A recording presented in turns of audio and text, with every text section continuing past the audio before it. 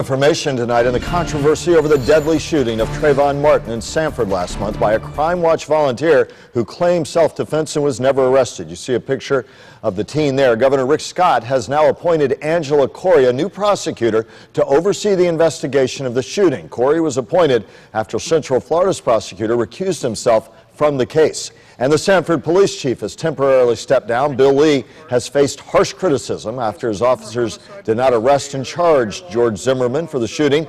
Lee says he hopes his stepping back, at least temporarily, will restore calm in the city. Lee's decision to step down was one demand of the thousands who gathered in Sanford this evening. Rally speakers included Congresswoman Corrine Brown, Martin Luther King III, and the Reverend Al Sharpton. And it's not just Sanford. Calls for actions in the Trayvon Martin case are echoing across every corner of our state. And that includes Gifford, a tiny community in Indian River County, where residents came together with one passionate cry. News Channel 5's Ricky Klaus talked to rally-goers. No justice, no peace! Impassioned cries for justice cut through the tiny town of Gifford. There were songs, Amen. signs, Who is next, my dad or my brother? and speeches. Stand your ground.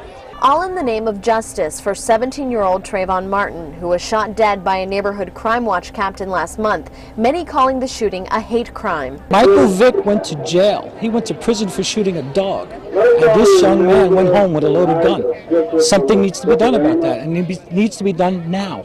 Tonight, the cries for the arrest of George Zimmerman are growing louder. This man who perpetrated this crime should be at least put in jail, should be questioned, and instead they questioned the body of this young man. I think it's a terrible travesty of justice. If I pulled the trigger on a white person, I know I would be in jail without a bond. We need to ask our state legislature. Ralliers wore hooded jackets or carried Skittles and tea, mimicking what Martin wore and carried in late February when he was killed. This little town came out today to let our voices be heard, that we want justice and we want it now. Connie Peterson organized today's rally through Facebook, inspiring about 150 people to come out, some from as far as Stewart and Fort Pierce, to peacefully advocate. We should all love one another because we all need each other. Today's rally, just one of many across the state, but people who attended say they really believe their unity and words have the power to create change and provoke justice.